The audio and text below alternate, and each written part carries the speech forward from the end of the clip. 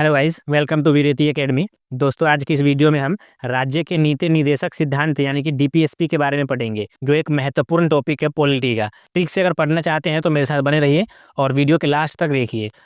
तो चलिए शुरू करते हैं। राज्य के नीति निर्देशक सिद्धांत यानी कि डीपीएसपी। जो डीपीएसपी है ना, वो संविधान के भाग 4 में रखा गया है। पार्ट 4 डीपीएसपी को संविधान के भाग 4 में रखा गया है और अनुच्छेद है 36 से 51। भाग 4 अनुच्छेद 36 से 51। डीपीएसपी कहाँ से लिया गया है? तो directive principle of state policies यानी कि राज्य के नीति निर्देशक सिद्धांत है, वो आयरलैंड से लिया गया है। अब यहाँ कुछ पार्ट दिया गया है, वो डीपीएसपी का वो पढ़ते हैं। वो है, डायरेक्टिव प्रिंसिपल को संविधान में इसलिए शामिल किया गया ताकि सरकारें इन सिद्धांतों का पालन करते हुए ऐसी पॉलिसीज और लॉ बना सके जो हर नागरिक के जीवन को बेहतर और सुखद बना सके। तो डायरेक्टिव प्रिंसिपल डीपीएसपी क्यों बनाया गया था? डीपीएसपी इसलिए बनाया गया था कि जो सरकारें हैं वो हर नागरिक के जीवन को बेहतर और सुखद बना सके। नागरिक के जीवन को बेहतर और सुखद बनाने के लिए डीपीएसपी को लिया गया है। तो डीपीएसपी कहाँ से लिया गया है? तो ये लिया गया है आयरलैंड के संविधान से। ये भी ध्यान रखिएगा, क्वेश्चन बनता है कि राज्य का नीति निर्देशक सिद्धांत किस देश के संविधान से लिया गया है? तो ये लिया गया है आयरलैंड से। आर्टिकल 36 से 51 में क्या है? तो पहले है आर्टिकल 36 यानी कि अनुच्छेद 36 में क्या दिया गया है? तो अनुच्छेद 36 में दिया गया है directive principle of state policies की परिभाषा, यानी कि राज्य के नीति निर्देशक सिद्धांत है उसकी परिभाषा दिया गया है। अनुच्छेद 36 में राज्य के नीति निर्देशक सिद्धांत की परिभाषा को दर्शाया गया है। वहीं अनुच्छेद 37 क्या कहता है?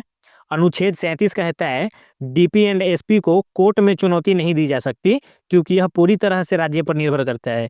क्वेश्चन ये बन सकता है कि डीपीएसपी किस पर निर्भर करता है? तो डीपीएसपी जो है ये पूरी तरह से राज्य पर निर्भर करता है, इसलिए डीपीएसपी को कोर्ट में चुनौती नहीं दी जा सकती है। डीपीएसपी को कोर्ट में चुनौती नहीं दी जा सकती है क्योंकि यह पूरी तरह से राज्य पर निर्भर करता है। आर्टिकल 38 यानी कि अनुच्छेद 38 क्या बोलता है? अनुच्छेद 38 बोलता है, इस आर्टिकल के तहत राज्य का कर्तव्य है कि राज्य नागरिकों के लिए राजनैतिक, सामाजिक, आर्थिक, कल्याणकारी प्रोग्राम चलाए। वहीं अनुच्छेद 39 बोलता है, यह आर्टिकल राज्य के सामाजिक कर्तव्यों को परिभाषित करता है। राज्य के सामाजिक कर्तव्यों को परिभाषित करता है अनुच्छेद 39। तो इसमें क्या क्या है अनुच्छेद 39 में, ये देखिएगा। अनुच्छेद 39 में है नागरिकों को पर्याप्त संसाधन उपलब्ध कराना। नागरिकों को पर्याप्त संसाधन उपलब्ध कराना अनुच्छेद 39 के तहत आता है। वहीं सार्वजनिक संपत्ति एवं सेवाएं प्रदान करना, यह भी आर्टिकल 39 के तहत आता है। पुरुष और महिलाओं के लिए समान कार्य के लिए समान वेतन, यानी कि पुरुष और महिला को अगर समान कार्य दिया जाता है, एक ही काम पुरुष को दिया जाता है और एक ही काम महिला को दिया जाता है, तो दोनों को समान वेतन दिया जाएगा। अगर उसी काम के लिए पुरुष को 300 रुपये दिया जाता है तो महिला को भी 300 रुपये ही दिया जाएगा। पुरुष और महिलाओं को समान कार्य के लिए समान वेतन दिया जाएगा। नागरिक की स्वास्थ्य की देखभाल करना, नागरिक की स्वास्थ्य की देखभाल करना अनुच्छेद 39 के तहत आता है। महिलाओं एवं बच्चों के लिए खुशनुमा माहौल प्रदान करना, महिलाओं एवं बच्चों के लिए खुशनुमा माहौल प्रदान करना, यह भी अनुच्छेद 39 के तहत आता है। अनुच्छेद 40 ग्राम पंचायत की स्थापना से संबंधित है। अगर पूछ दिया जाए कि राज्य के नीति निर्देशक सिद्धांत में अनुच्छेद 40 किससे संबंधित है, तो अनुच्छेद 40 जो है वो ग्राम पंचायत की स्थापना से संबंधित है। किससे है? ग्राम पंचायत की स्थापना से संबंधित है आर्टिकल 40। वहीं अनुच्छेद 41 क्या बोलता है? अनुच्छेद 41 बोलता है, इस आर्टिकल के तहत कार्य पाने का अधिकार है।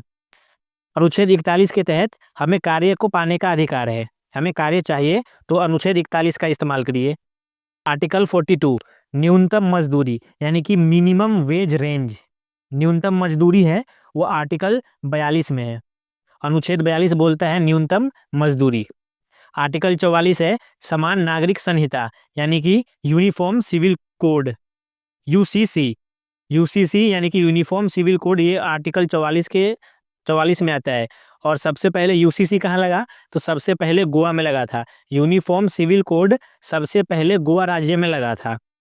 सभी धर्मों यूनिफॉर्म सिविल कोड लगाने का क्या कारण था? ये था सभी धर्मों और समुदाय के लोगों के लिए एक समान कानून हो, और विशेष रूप से विवाह, तलाक के संपत्ति, इन सब मामलों में यूसीसी सभी धर्मों और समुदाय के लोगों के लिए एक समान कानून प्रदान करता है।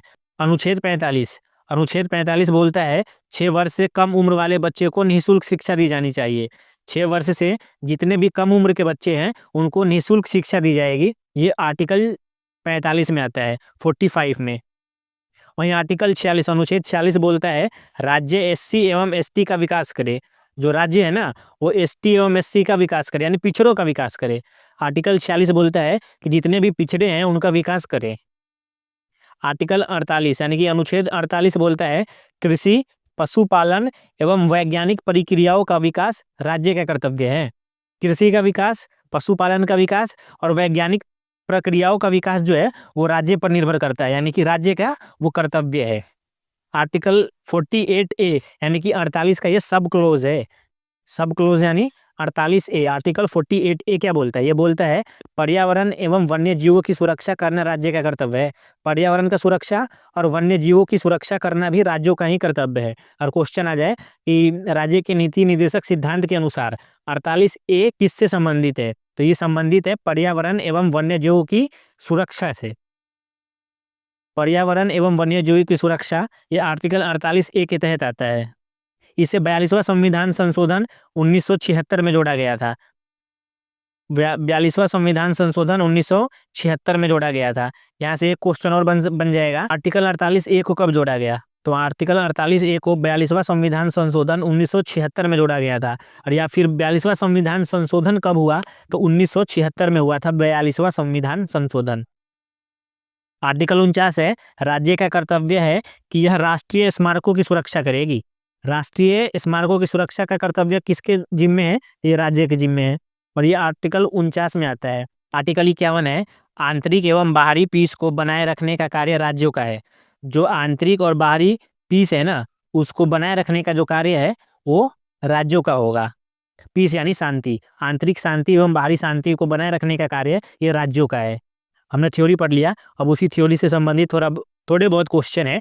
8 क्वेश्चन है मेरे हिसाब से, 8 से 10। तो उसी थ्योरी से संबंधित क्वेश्चन को करते हैं और देखते हैं कि आपने कितना बढ़िया से थ्योरी को पढ़ा है। क्वेश्चन है भारतीय संविधान के अनुच्छेद 36 से 51, देखिएगा 36 से 51 मुख्यतः राज्य के नीति निर्देशक सिद्धांत या फिर तत्व से संबंधित है, जो कि भारतीय संविधान के किस भाग में है। यानी कि क्वेश्चन पूछना चाहता है कि अनुच्छेद 36 से 51 है ना, ये कौन सा भाग है या फिर किस भाग में है, डीपीएसपी किस भाग में है। हमने पढ़े थे ना, शुरुआत में ही पढ़ा था कि भाग 4 और आर्टिकल यानी कि अनुच्छेद 36 से 51 क्या है, भाग 4 में है और अनुच्छेद 36 से 51 में डीपीएसपी है। अगला है भारतीय संविधान के किस अनुच्छेद में राज्य के नीति निर्देशक सिद्धांत का वर्णन किया गया है। तो राज्य का नीति निर्देशक सिद्धांत का वर्णन किस अनुच्छेद में किया गया है? तो डीपीएसपी किस में है? और आप ऑप्शन एलिमिनेशन मेथड भी लगाएंगे तो समझ जाएंगे। 1 से 4 में नहीं है, 4 से 11 नहीं है, 12 से 35 इसमें भी नहीं है, लेकिन अनुच्छेद 36 से 51 में है। क्यों? क्योंकि भाग 4 और 36 से 51 क्या है? राज्य के नीति निर्देशक सिद्धांत है। तो अगर आपका ट्रिक याद ना है तो ऑप्शन एलिमिनेशन मेथड लगा के भी कर सकते हैं। तो अनुच्छेद 36 से 51 राज्य के नीति निर्देशक सिद्धांत का वर्णन किया गया है।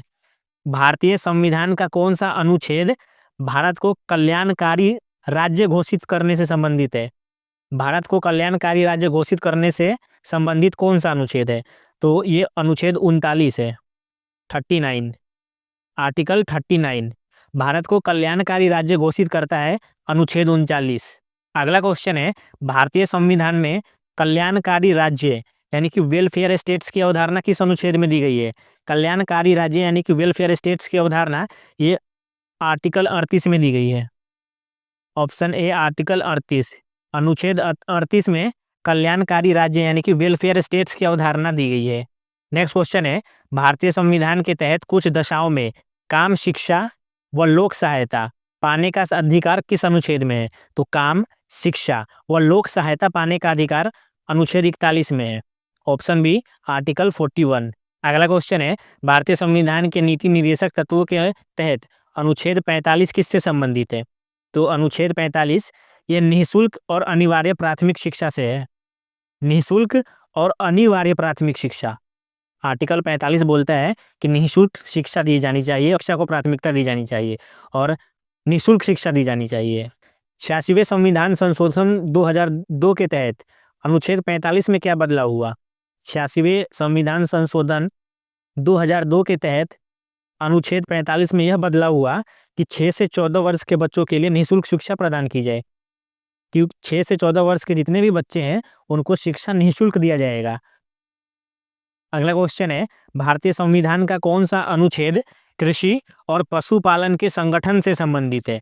तो कृषि और पशुपालन के संगठन से संबंधित जो अनुच्छेद है वो 48 है। हमने एक सब क्लोज पढ़ा था 48A, ध्यान हो तो 48A, तो कृषि और पशुपालन के संगठन से संबंधित जो अनुच्छेद है वो 48 है।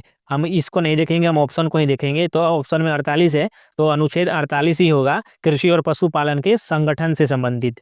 तो दोस्तों ये थे हमारे वीडियो, आशा करता हूँ अच्छे लगे होंगे तो लाइक शेयर और सब्सक्राइब जरूर कीजिएगा। मिलते हैं कल एक और नए वीडियो के साथ, तब तक के लिए ख्याल रखें। धन्यवाद।